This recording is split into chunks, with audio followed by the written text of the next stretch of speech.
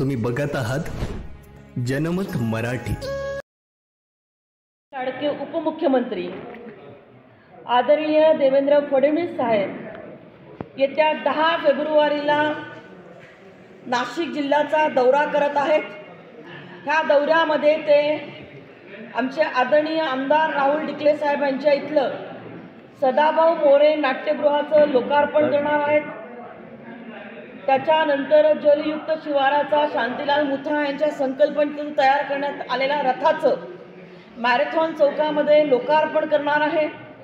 त्यानंतर राज्यस्तरीय पोलिसांच्या ज्या क्रीडा स्पर्धा गेल्या 10 दिवसांपासून पोलीस ट्रेनिंग सेंटरमध्ये चालू आहेत, त्याचा समारोप हे 4 ते 6 या वेळेमध्ये 10 फेब्रुवारीला माननीय उपमुख्यमंत्री तथा गृहमंत्री ह्या राज्याचे 4 ते 6 मध्ये करणार आहेत।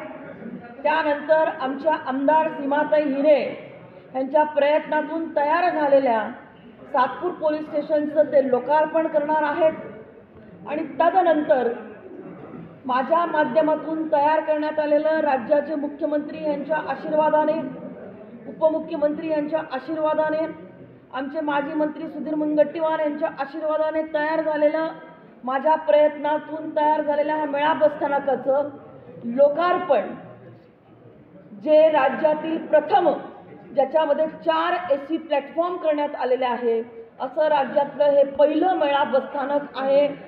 त्याचं लोकार्पण आदरणीय उपमुख्यमंत्री देवेंद्र फडणवीस यांच्या शुभ हस्ते होणार आहे।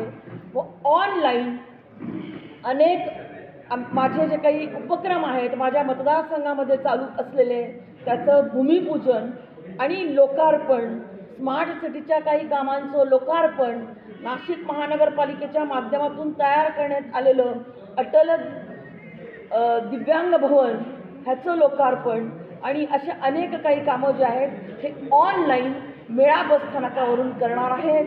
ह्या कार्यक्रमामध्ये आपल्या जिल्ह्याचे पालकमंत्री आदरणीय दादा भुसे साहेब त्या कार्यक्रमामध्ये उपस्थित अध्यक्ष म्हणून राहणार आहेत।